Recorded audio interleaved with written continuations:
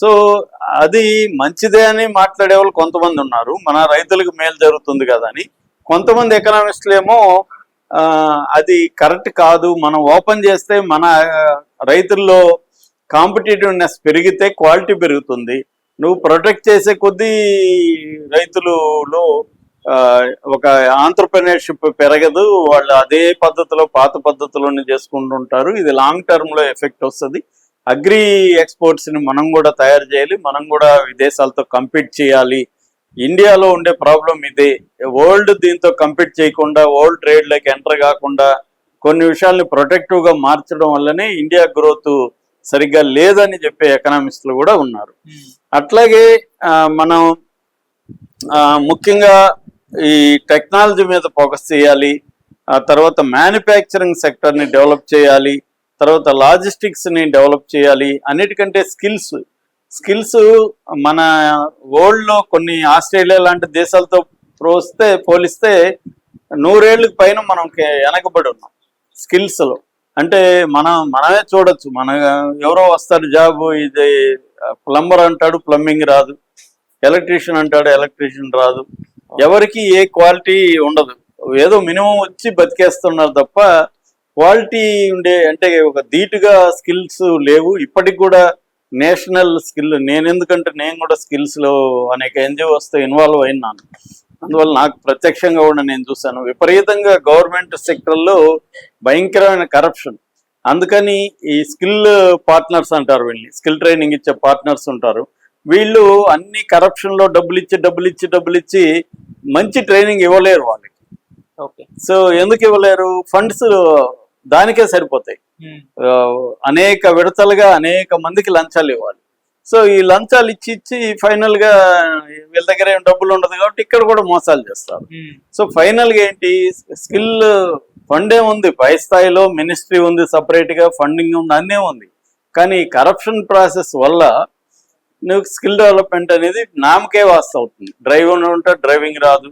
So ఇలాగ ఇప్పటికి కూడా మనం హెవీ ట్రక్ డ్రైవర్స్ని పెరూ నుంచి 6 లక్షల మందిని తెచ్చుకుంటున్నాం సంవత్సరానికి. డిమాండ్ ఉంది, యూత్ ఉన్నారు.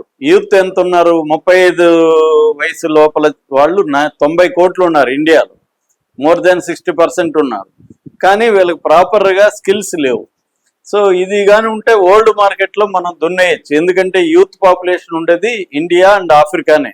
ఆఫ్రికాలో ఎలాగో వెనకబడతాను ఉంది కాబట్టి ఇండియా ఈ మార్కెటింగ్ అని పట్టుకోగలిగితే వరల్డ్ వైడ్ మనం దున్నేయచ్చు. అవి లేదు కాబట్టి మన వాళ్ళు గిగ్ ఎకనామీలకి యూత్ వెళ్ళిపోతున్నారు.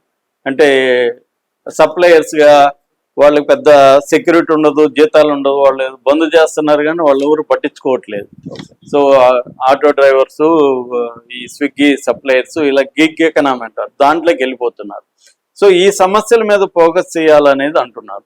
అయితే దీనివల్ల ఉపయోగం ఏంటంటే అమెరికా నుంచి మనం కొంత డైవర్ట్ అవ్వడం చాలా అవసరం. అది ఇమ్మీడియట్గా ఉపయోగం కాకపోవచ్చు కానీ కొంత మిడ్ టర్మ్లో అంటే 2-3 ఏళ్ల తర్వాత మనకి రిజల్ట్ కనబడే అవకాశం ఉంది. అమెరికా మీద ఓవర్ డిపెండ్ వల్లనే ట్రంప్ మనల్ని బెదిరిస్తా ఉన్నాడు. ఇప్పటికి కూడా రష్యా ఆయిల్ చేయకపోతే నేను 400% వేస్తాను, బిల్లు పెడుతున్నాను అని బెదిరిస్తున్నారు. అయితే ఈ మధ్య ఎప్పుడైతే మనం ఈ యూరోపియన్ యూనియన్తో ఒప్పందంలోకి వెళ్ళామో అమెరికాలో కూడా వాయిస్ చేంజ్ అయింది. అమెరికా ఆర్థిక మంత్రి స్కాట్ బెన్సెట్ నిన్న స్టేట్మెంట్ ఇచ్చాడు, తగ్గించే అవకాశం ఉంది, టారిఫ్స్ 25% వరకు తగ్గించే అవకాశం ఉందని చెప్తున్నారు.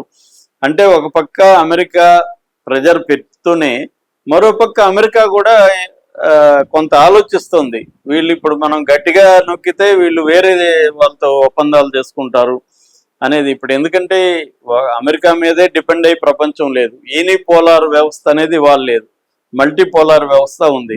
రెండోది అమెరికాకి యూరోప్కి మధ్య కూడా తీవ్రమైన ఘర్షణ వాతావరణంలోకి వచ్చేసింది గ్రీన్లాండ్ వల్ల. అందువల్ల యూరోప్ కూడా అమెరికా మీద కంప్లీట్ డిపెండ్ కాకుండా ఇండియా లాంటి ఎమర్జింగ్ ఎకనామీస్ మీద ఫోకస్ పెడుతుంది. ఇండియా ఎందుకంటే ఇప్పుడు 4th largest economy, first America, 2 China, 3 Germany, 4 India. కానీ ఇప్పుడు గీతా గోపీనాథ్ ఆమె ఎకనామిక్స్ చెప్పింది ఏంటంటే ఇంకొక 2 ఏళ్లలో 2028కి ఇండియా 3rd ప్లేస్లోకి వెళ్తుంది. ఎందుకంటే ఇండియాలో ఎకనామిక్ గ్రోత్ 6-7% ఉంటే జర్మనీ ఎకనామిక్ గ్రోత్ 1% ఉంది కాబట్టి దాన్ని దాటేస్తుందని గీతా గోపినాథ్ లాంటి ఎకనామిస్టులు చెప్తున్నారు. అందువల్ల ఈ ఒప్పందం చాలా కీలకమైంది. ట్రంప్కి ఒక రకంగా షాక్ ఇచ్చినట్టు కూడా చెప్పుకోవచ్చు. అంటే నువ్వు మా మీద టారిఫ్స్ పెడితే మేమేమి నీకు సరెండర్ అవ్వము, మేము మా పద్ధతులు మేము వేరే చేసుకుంటామని. అట్లాగా ఇప్పుడు ప్రపంచం ఒక రకంగా న్యూ షిఫ్ట్ జరుగుతుంది. రకరకాల ఒప్పందాలు, రకరకాల దేశాలు కలవడం అనేది కనబడుతుంది. ఈ క్రమంలో మోడీ తీసుకున్న ఈ నిర్ణయం మాత్రం ఖచ్చితంగా అప్రిషియేట్ చేయాలి. యూకి ఉపయోగం, ఇది ఇండియాకి కూడా ఉపయోగం. చిన్న చిన్న నేను చెప్పిన ప్రాబ్లమ్స్ ఉన్నాయి కానీ అవి క్రమంగా అవి కూడా సాల్వ్ అయ్యే అవకాశం అయితే ఉంది.